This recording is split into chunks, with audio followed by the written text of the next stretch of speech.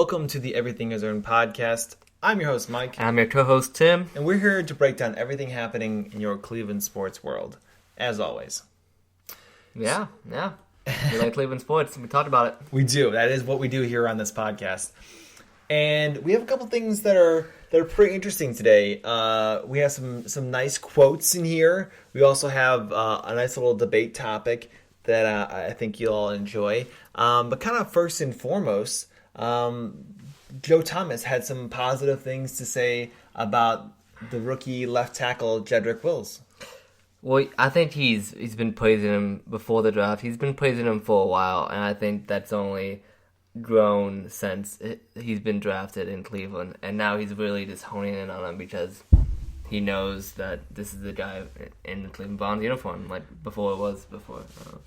Yeah, I mean, I get that. You definitely want to wrap your arms around him. As a former Cleveland Brown, I think the Browns are trying to leverage Joe Thomas and his experience and his pedigree as much as they possibly can. And his knowledge and his skill. Well, not only from a PR standpoint, but from just the point of upscaling and upskilling Wills, getting him caught up to speed and helping him make that transition from right tackle to left tackle. As quickly as possible, yes. And when you have a Hall of Famer, first ballot Hall of Famer like Joe Thomas in town willing to help out your young number one draft choice, then you take that every time. And we talked about how Wills understands the weight of his advice towards him, and he understands how valuable it can be.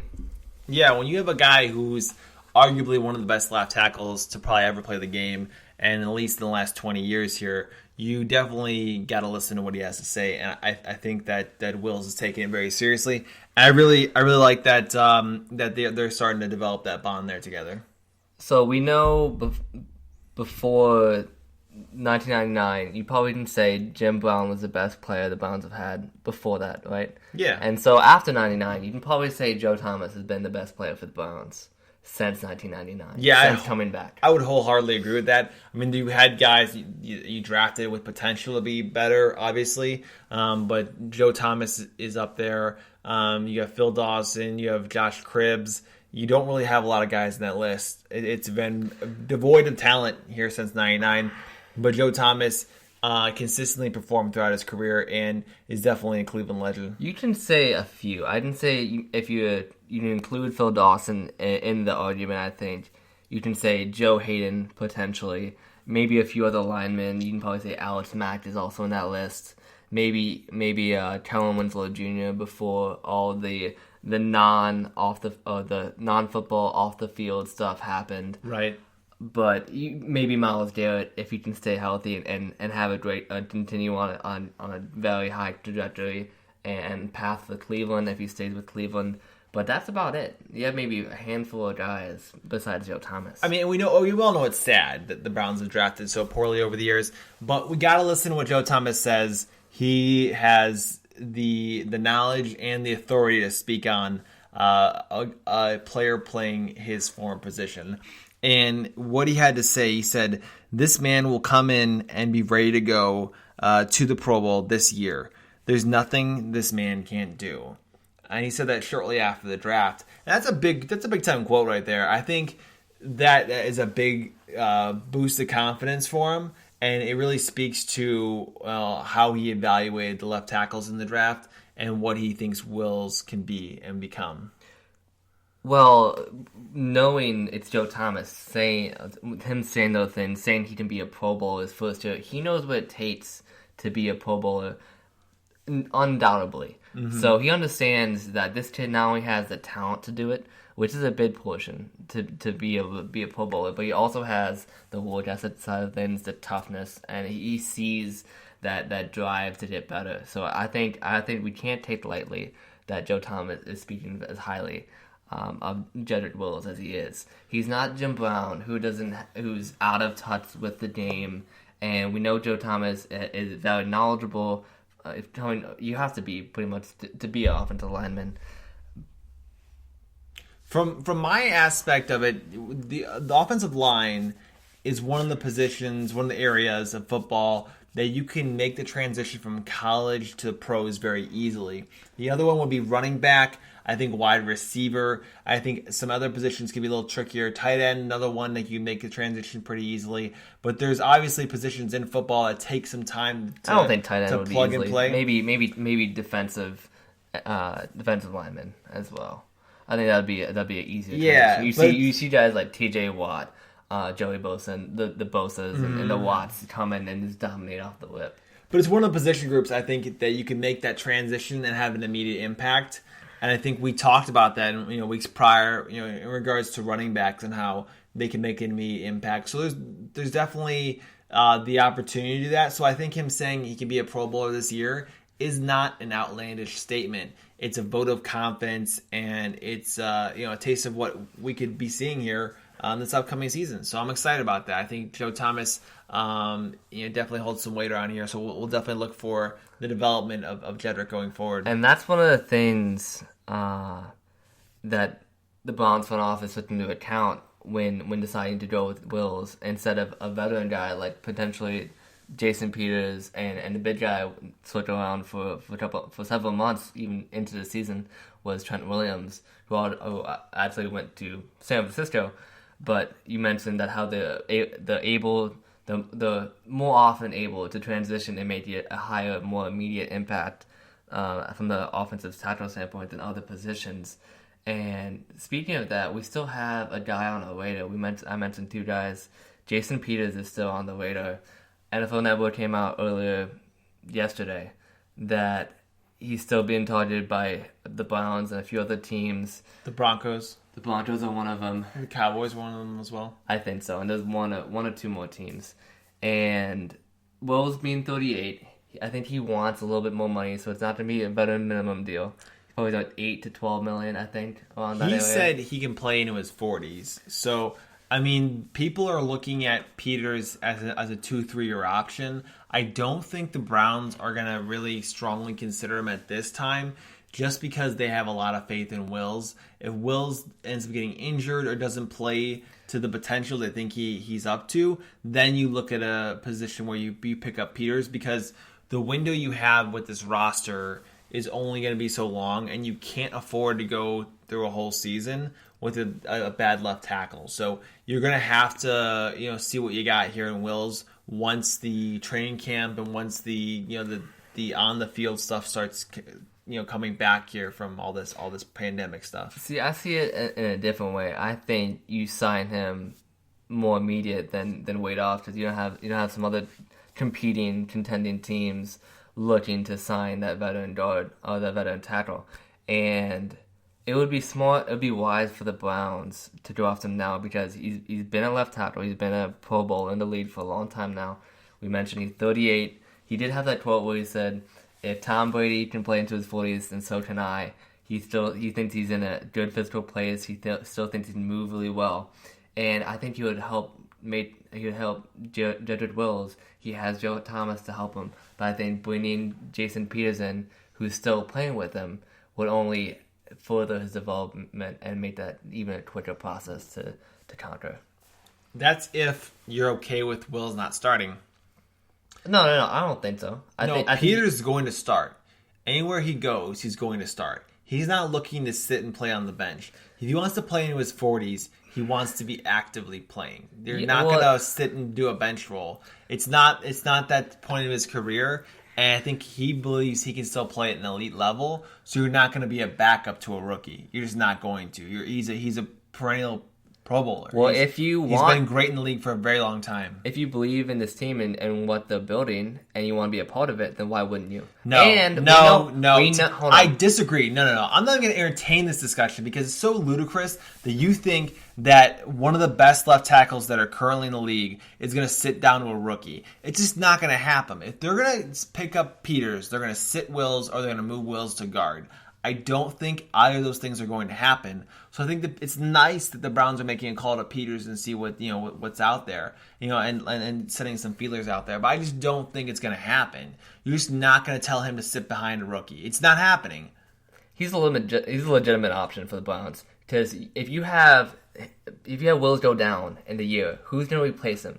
Your offensive line. He's an option then, not now. No, he's not an option now. Your he will not be an option Your season is over. You're not signing Peters as an option right now. You're signing him later if something happens. If you sign him later, then you have to have a congruent offensive line, and your season's going to be over. You're not going to be even it's nonsense. Even if you reach the playoffs, you have no chance of winning a game. Timmy, if you don't have an offensive line that's going to be congruent. You're talking ridiculous here because you're not going to get a guy who's commanding $10 million then you a year. pay him $10 million. But he's not going to be a backup. You're not signing him to be a backup. He's a free agent. That means he decides where he goes. Yeah. He will not go to the Browns when he could start for the Cowboys. I guess we'll find out. It's not happening. Isn't happening. Tyron Smith at the left tackle for the Cowboys? We will move forward. Why would the Dallas Cowboys want Jason Peters if they have Tyron Smith, who's been a perennial Pro Bowler, at left tackle? And you know who coached them? Offensive line coach. Bill Callahan. Bill Callahan was Tyron Smith's offensive line coach. And also, a fun fact, he helped transition Tyron Smith from right tackle to left tackle, which only bodes well for Jedrick Wills making that transition. That's fine. I just don't think you're going to get Peters. It's not happening. It's a nice idea. We just don't. It's not happening. Just move forward. You mentioned the window, and he would fit that window to helping you. If you're not going to start Wills, you can entertain the idea of getting Peters, but you're not going to start Wills if you get Peters. It's just not. That's not going to happen. It all depends because he's a free agent. I'm moving on. I can't talk about this anymore. It all depends on Jason Peters' mindset. Why would you, in basketball, why would you pay Tyronn Lue head coach money as an assistant to David Blatt? If you think Wills is going to get broken by midseason, then that's fine. But you're not going to. He's too fresh. You don't know anything about him yet. No, you're protecting your season so it doesn't if he doesn't be lost if someone goes down.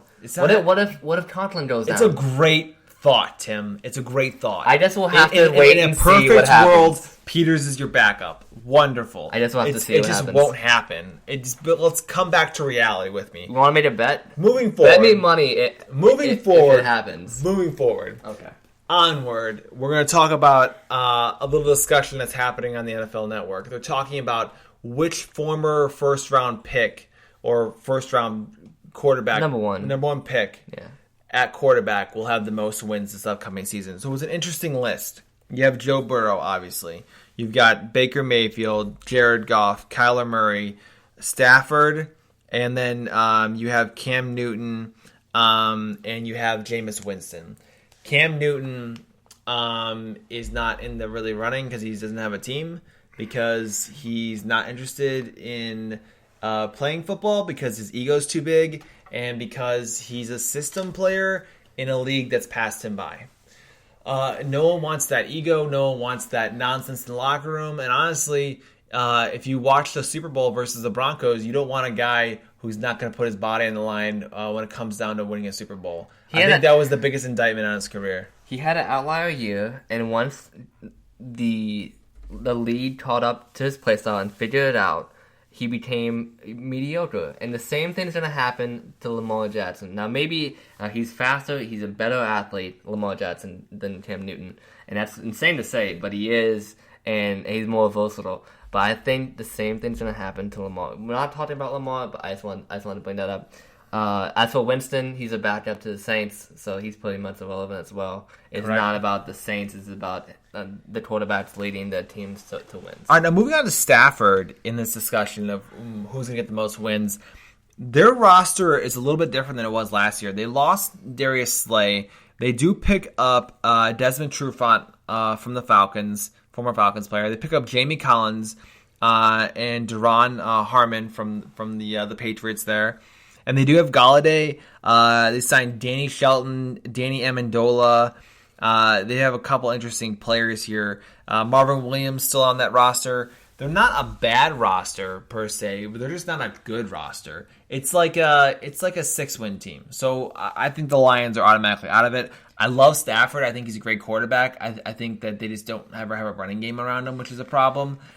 But they're going to win 6 games. We're just going to move on from that. Next, you got Burrow. Burrow, I think, will win 6 games. He's got 6 games. He's got some serious talent at the wide receiver position. You know, you got AJ Green. You got Tyler Boyd, John Ross. You drafted. You have some speed. You drafted another wide receiver as well. In second round, they picked up a wide receiver as well. So they're looking better as a roster as far as it goes, but they're still the Bengals. You can't also forget that Joe Burrow has not played an NFL snap yet. So he did tear up the NFL or the NCAA, but I think the NFL is an adjustment. And you have to remember, there's that period of time where he's not T. Higgins. T. Higgins. Yeah, he's not getting reps on the field in mini camps. It's all virtual right now. You're not touching footballs. You're not developing chemistry. So you're gonna have a slower start probably to start the league the league year off. And for a lot of rookies, for a lot of rookies, especially a quarterback. And so I think Burrow will have a slow start. It's gonna be a very outlier, interesting year for a lot of rookies. I think you're gonna have some of the least production, at least starting off, than you have from some of the most recent draft classes, and probably in the last 10, 15 years. Yeah. With this weird pandemic and not being able to get out, practice the team, is like you said, build that chemistry with your teammates, with your quarterback, and form a bond with player to coach. Sure, absolutely. I think one of the things I think about Burrow too, I don't think he's gonna be bad by any means. I think he'll be very good, but I think there is that learning curve, and it's gonna take a little bit to get things together. But he will make some plays. Like, you'll see him on some highlight reels. They're definitely gonna push him a lot, during the NFL season as one of the new faces of the NFL. And we'll see how he responds to the pressure. Well, he's a clear upgrade to Andy Dalton. Sure. Yeah. But there's still a lot of dysfunction within Cincinnati Bengals front office and the coaching staff. They just need a rinse. Yeah, if the Browns weren't in the AFC North, they'd be the laughing stock. Can I ask you a really dumb question? Would you rather be the Bengals the last 20 years and not get out of the first round, or would you rather be the Browns and know you're bad? I'd probably say the Bengals. I want to have at least the shot to compete in the playoffs. Okay. We're going to run this poll tomorrow. I like this poll idea a lot. I'm going to run this poll. It's just an idea. This just came to me. I just wonder what you would feel like if it would be more painful or less painful. I don't know. Okay, so next, go ahead. Well, the Browns are definitely more painful. Being perennially bad, you have to. But we knew we were bad for a while. Beat down this absolutely bottom of the barrel, dysfunctional, crappy, just head to toe talent from the player aspect, the coaching aspect, just constantly just firing your coaches. That's probably more grueling because of the beatdown every year, because you have the huge optimism and then the inevitable crash every single year on repeat. I just think it's kind of like Bengals fans were almost like the Cavs fans when LeBron was here. It's like, give me to the playoffs. I don't care about the regular season. Give me to the playoffs. I just want to see if one game's going to be different or one series is going to be different. What's going to happen when the playoffs come? And for the Bengals, unfortunately, when the playoffs come, they just sucked and they weren't able to get out of the first round. I got a parallel for that. They're the Atlanta Hawks. They're Atlanta Hawks, man. They don't get out of the first round. They meet LeBron every time. They get their butt kicked, and they're not meant for the playoffs. It's fine. They're regular season teams. Some teams are regular season teams, and the Bengals are one of those teams. Okay, looking at the next quarterback on this list here, I got Jared Goff. Now, you have some particular feelings about Jared Goff. I know you are. You pay attention to the Rams here. What do you think about the Rams' projected win total this coming season? You lose Gurley, obviously. You also trade away what's his face? That wide receiver, the fast guy. He used to play for the Patriots. Oh, Brandon Cooks. Yeah, Cooks. Yeah, you trade away Cooks, which is a dumb move. So your offense doesn't get any better. Well, the NFC West is only gotten better, so I'm going to say a low projection. Well, I'm probably going to say the projection that you gave the Bengals and what was the other team? Like 6-7 wins, something like that? 6-7 wins. They're in the NFC West where they have Arizona on come up. Seattle's not going anywhere because the front office is so good at just changing in talent and keeping they're pretty much what your Falcons want to be. They're very aggressive. They're always in contention, and every year are they a Super Bowl team with how the team is formed? Yeah, they look like garbage usually the first 6 games of the year, and then the last 8 games of the year, you don't want to see them. No. With Russell Wilson, no. And then with the 49ers, who won the Super Bowl. So that is a pretty stacked conference. That might be one of the best conferences in the NFL here. I'm gonna give him 6 or 7 wins. So looking at the list here, I think Baker is probably gonna come out with the most wins. We'll see here. I just want to make a quick comment. Who would have thought the Rams winning window was so small? Like, you look at that roster a couple of years ago and you go, man, this Rams team is going to be good for a while. And all of a sudden, you're looking at a window going, man, are they going to hit rebuild mode here the next couple of years? Or are they retooling? Like, what's going to happen? I'm giving another parallel. This is they would be the most, they would have, during that stretch, they would have been the most prolific offense in the NFL if it wasn't for Patrick Mahomes and the Chiefs. It's the same thing with the 2015 to 2018 Cavs. If Golden State didn't stack up the way they did, they would be the most prolific scoring team in that era. Let's not forget that the Rams also met the Falcons in the playoffs. The year they lost, the year before they lost the Patriots, they met the Falcons in the playoffs, and the Falcons absolutely crushed them. I thought it was the year after. Maybe it was the year after. I don't know. The Falcons crushed them in the playoffs, man. Jared Goff is not the answer. The sooner the Rams realize that, the sooner you'll get back to winning, I believe. But right now, you're kind of have to ride the struggle bus this year. Well, we didn't make it or break year, man. Well, we didn't anticipate to having Todd Gurley just come out and have a pretty much career altering, if not ending, altering injury. He's never going to be the same. Arthritis in his knees? He's never going to be the same player again. I mean, that's something you guys probably should have known before you signed him to a mega deal. Well, yeah, that's a big mistake. You don't pay running backs. We know this. Especially if they have some kind of huge injury like arthritis in the knee. Silly, man. But if he doesn't go down, then you still have one of the best offenses in the league. If Jared Goff can just head up his ass. If you only gave McVay a quarterback worth his salt. Let me ask you a really dumb question. Should Aaron Rodgers become available? Should the Rams trade for him? Absolutely, yes. Before you even answer that, absolutely. Yeah, the Rams, you give Aaron Rodgers over to the Rams could be the best team in that division. No, they don't have the pieces offensively right now. They need to restructure. They need to add. They've got Kupp and they've got Robert Woods. Their the tight ends not bad either. Was it Higbee? Higbee and Everett are both not solid. Bad. You got a running back you just drafted. Not bad either. They're not in a bad situation. They're not in a bad spot, but not Super Bowl contenders. They're deep. They can be deep playoff contenders, and then just hit a wall. Your defense hit can the wall always of an elite. be disruptive with Aaron Donald. I don't know. The Rams are not going to win a lot of games, though. But that is an interesting thought.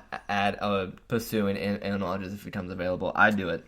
Or Cam Newton, man. Honestly, Cam Newton might be a better option than Jared Goff. If Jared Goff ever gets his head up his ass and learns how to be a leader or have some kind of fire when he's on the field, then he's an MVP player. No, I mentioned it last year. I believe it was last year. He's vanilla ice. He's boring. He is. His first 3 to 5 games, he looked like an MVP candidate. But we all know the first few weeks of the season is all figuring out. It's all nonsense. Also, as we wrap up Jared Goff and the Rams, I want you to think about this. Doesn't Jared Goff look like the knockoff, discount, great value Ryan Gosling? He kind of does, but he's really super boring. Like if I could pick a really dry, boring guy to run my NFL team, it would be Jared Goff. And he's in California. that's the funny part. Cam Newton would fit California and the Rams really well. Like that lifestyle, the whole thing. I honestly think McVay could get the most out of Newton. I really do. I think McVay's a genius. I think he should go to the Rams, man. That's my new hill I'll die on.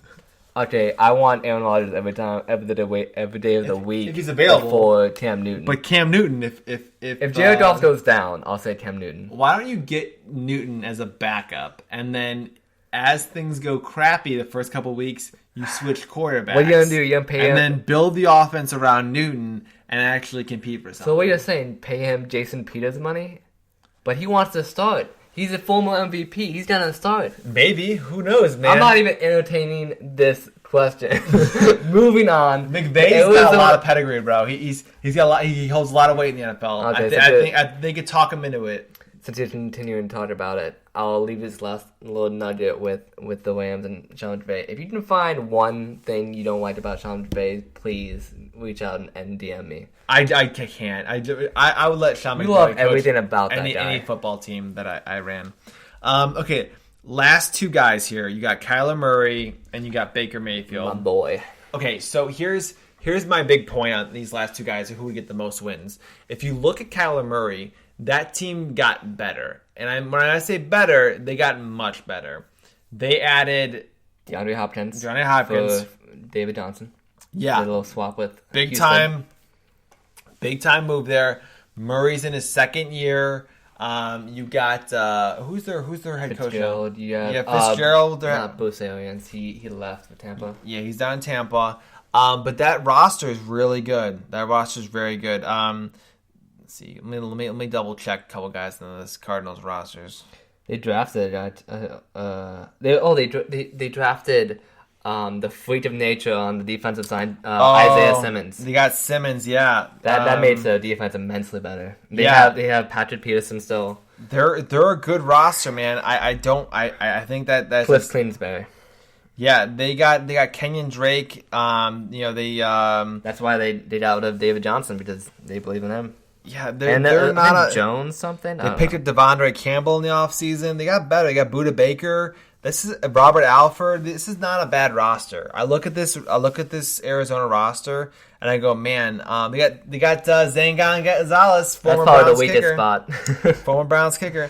It's not a bad roster, man. Honestly, I really like the Arizona roster. I think it's really solid.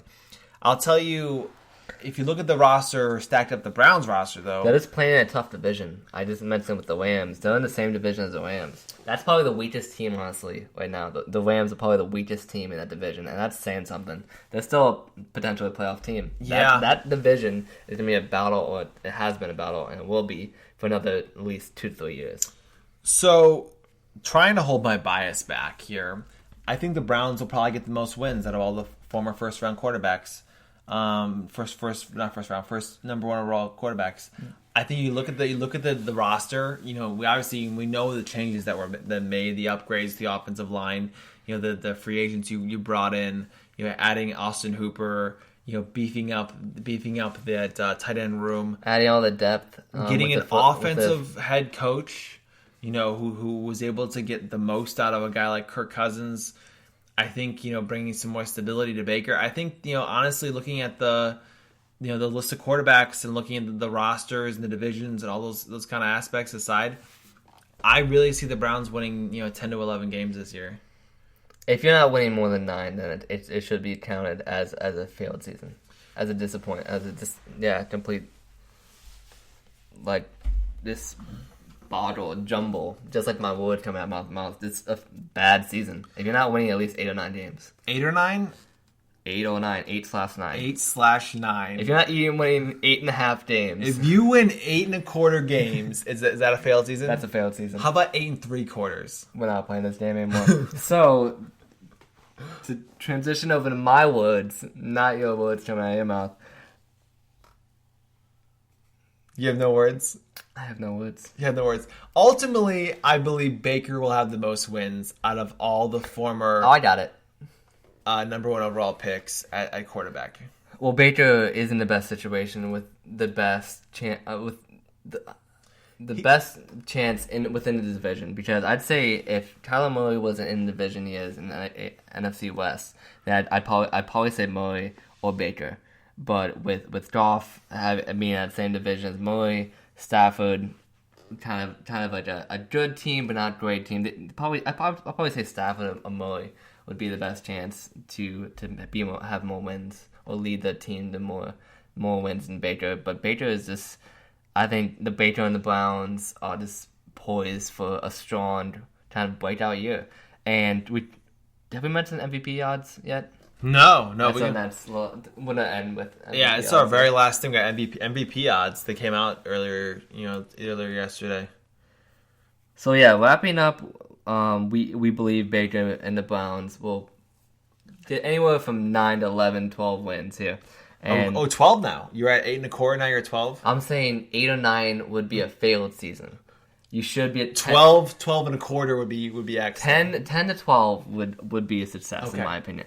Moving on to MVP odds. It just came out the other day. We have Patrick Mahomes back at number 1 with plus 350. And then you have Lamar Jackson at second at plus 600. What do you think about that? That's not bad. 600, man. Yeah, I'll bet 100 to win 6. That's not bad. I mean, I just think Lamar Jackson, in the way he plays, he's more comfortable running, which means he's going to take more hits.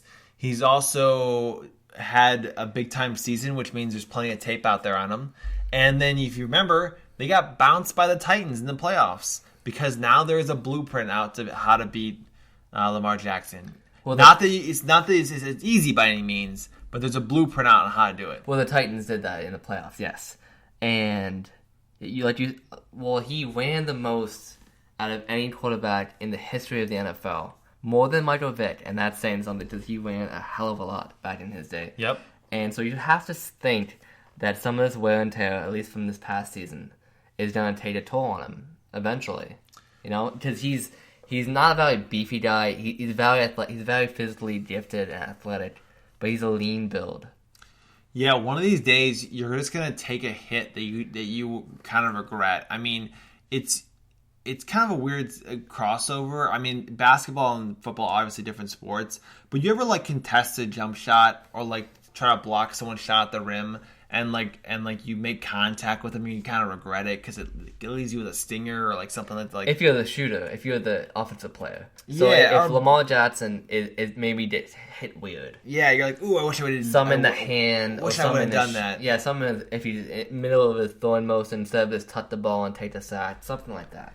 Yeah, I mean those hits are out there, and it's such a physical game that you really want to protect your quarterback, and people are getting hurt just in the pocket, man. So you add that extra aspect of running around and exposing yourself to linemen looking to take your head off, and linebackers that are hoping to break your legs. It's gonna wind up in an injury somewhere, and I just hope that obviously I don't want to see guys injured. I just hope that Lamar Jackson is able to develop his game in a way that he doesn't have to rely on the running game. And if we just look at the history of running quarterbacks, they don't have a very long shelf life. It's true. Of lasting. Cam Newton's had several injury issues, and we all know he was he's built like a truck, man. He's built 2 or 3 times what Lamar Jackson is.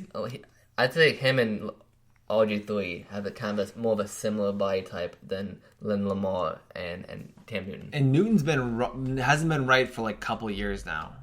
He's been been messed up for a couple of years now. Yeah, and Carolina decided to move on from him because it's taking out too many years of the talented teams. Yeah, and that team got worse because they lost Kuechly to retirement, which was smart by Kuechly. But looking at what he's done, he couldn't throw the deep ball a couple of years ago. If you remember, I was at the Carolina game and I'm watching Newton try to throw 20 yards and he couldn't do it. He was messed up. It was in the shoulder. And he was bad last year too. He wasn't any better last year.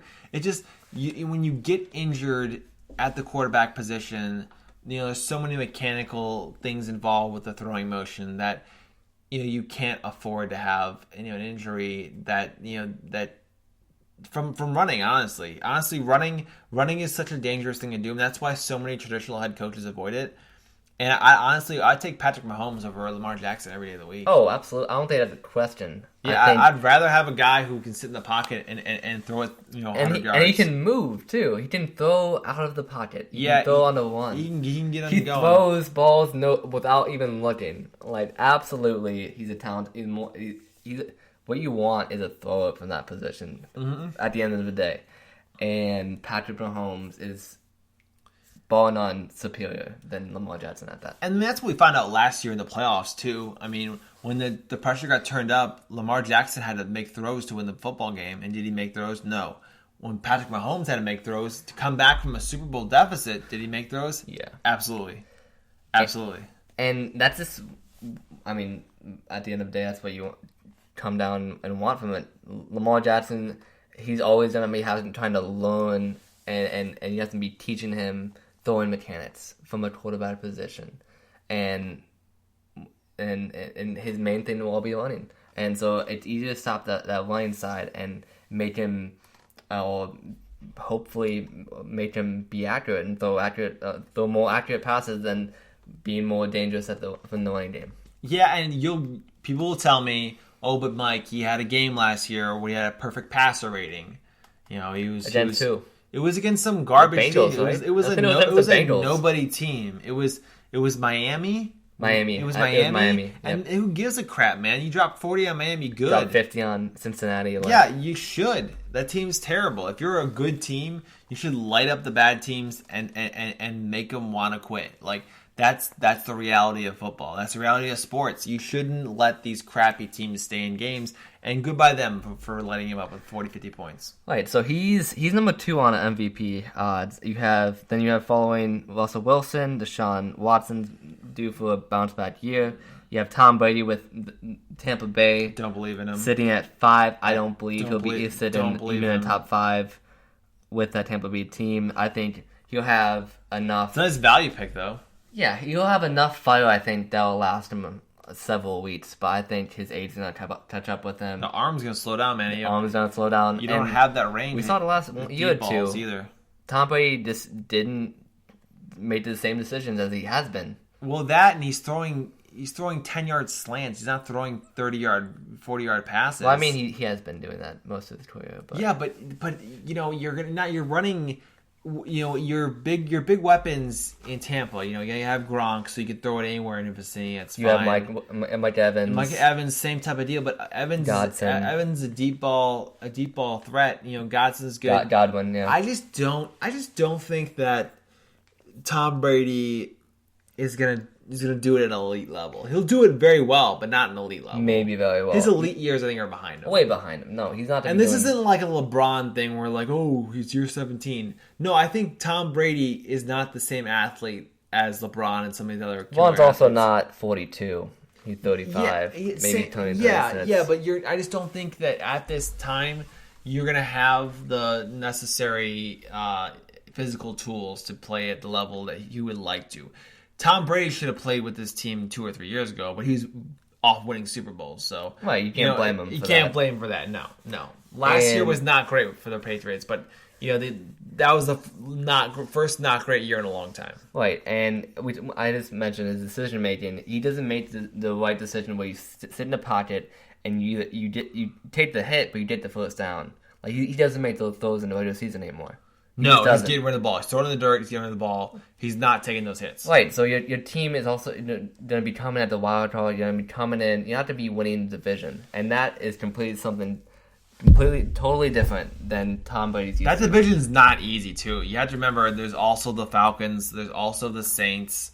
That's a tough division too. That's one of the best ones. And the Panthers who are bad, but. But you got 2 really good teams in there that are gonna knock them around. All right, moving on to my point of the MVP odds. After him you have Breeze and then Dak Prescott, and then that's at 7. That is at 7, and then all the way down at number 18th you have Baker Mayfield. Who even cares about Dak Prescott? You have 4 running backs. And Jimmy Garoppolo over Baker Mayfield in the MVP odds. That is laughable. If you're going to pick MVP odds in any year, you pick Baker Mayfield at plus 5,000. So I'll bet $100 to win 5,000 if you want to put your money on something worthwhile. Yeah. So if you want to bet 100 or 2 to get season tickets for a couple years, then do it. It's not bad. It's not a bad wager. It's probably a better investment than buying season tickets. It could be, yeah. You get a better return. You probably could have a better return. I don't know. We'll have to see how it all shakes out. But I think Baker is poised for a big year. Maybe not an MVP year, but definitely a bounce back year. He could be an MVP caliber. We'll see. If we're functional the way I think we'll check in about week 6 of the NFL and see how things are handing out with the MVP race as it goes with the updated odds and all that. Right. So I think that's a little bit of a slight on his ability because you have to. I think you have to put an asterisk next to it with all the dysfunction. And I think he had some grit and he showed some toughness and bounced back a little bit, but he just couldn't overcome the atrocious system that was in place on both sides of football. Yep, I hear you there. All right, so Tim, very last thing here. I'm going to ask you for 2 things. First of all, what today did you realize that you're more deeply rooted in your opinion than before? What am I? Yeah. Okay. What are you more deeply rooted in? Is it your stance on Jason Peters, or is it your love for Jared Goff or Sean McVay? Sean McVay? I don't think I can get. I think my love for Sean McVay is similar to John Krasinski. Every time I see more of him, I can only love him more. That's a good one. The same thing with the actor's name? Martin T. What was it? Keegan Martin Trey or whatever. Yeah. It's the same Jordan idea. Peele, those guys. Yeah. The more you see of him, the more you can't not love him. But I'm gonna say Jason Peters. I strongly disagree with it. He's very valuable. Like I said, if your left tackle goes down, I think he can still be very capable. If your right tackle goes down, and he's just a good insurance that you need if you're gonna be a playoff, let alone Super Bowl contending team. And we talked about that 2-3 year window, and I think 10, maybe 15 million for 2 years. 15 million, 16, 17 million for 2 years would be worth it if it enhances your chance to win a Super Bowl and stay in that contention. You keep on believing that, and I'll keep believing that Cam Newton is past his prime and that no one wants him because he is a headache and a half. And I am happy to see him sitting in the free agency market, just enjoying it up because as a fan of the Falcons, he annoyed me for years. I never got the hype, and he has just as many MVPs as Matt Ryan. So everyone can just deal with that. It is a tough question because the more I talk about these things, Lamar Jackson, Cam Newton, Jason Peters, Sean McVay, Michael Keaton, the more I notice my very strong opinion on them. And I just want to double down on my thought about Lamar Jackson. He is gonna have such a bad slump coming out of his MVP season, and the Ravens, I don't know, they're just gonna hit with something. But I also think the Baltimore Ravens team is gonna be very similar to the 2014 to 2017 Atlanta Hawks and Toronto Raptors. They're just going to hit with the wall every time they hit the playoffs. They're going to be the new Cincinnati Bengals. I'll just say that. They're going to make the playoffs and then do nothing. I'm for it. I actually like that opinion of yours. I think that's the only opinion of yours I like tonight. But I'm one with it. I'm for you. I'll support that. And, and that's going to wrap up this episode here. So I wanted to thank everyone, as always, who listen to the podcast. Definitely keep checking out the social media. We post all the news and all the updates and things that are happening as the day goes on. There's always something happening in sports and in Cleveland sports, and we'll be there to cover it. And if there isn't, we always post some nostalgia for you to reflect back about and kind of get that, have some joy during this time. Absolutely. Or you can jump on and debate Timmy about Jason Peters. There's always things to do on social media on the Everything Cleveland accounts, and I really appreciate everyone who has gone out and followed us and engaged in those types of discussions with us. So thank you so much for that, everyone who's out there doing that. And as always, leave a comment underneath, or comment on the post, or leave us a review on your big aha of what you got from this episode. Whether it be Mike's ridiculous idea that you can just stop having this total discussion because his mindset is in the right spot, or if it's Cam Newton and Lamar Jackson. Just let us know what you guys think and what was your big ooh. Okay, your big ooh. Okay, all right. Well, that's wrapped this episode up. And remember, in Cleveland, everything is earned. Bum, bum, bum, bum. Bum, bum, bum, bum, bum, bum.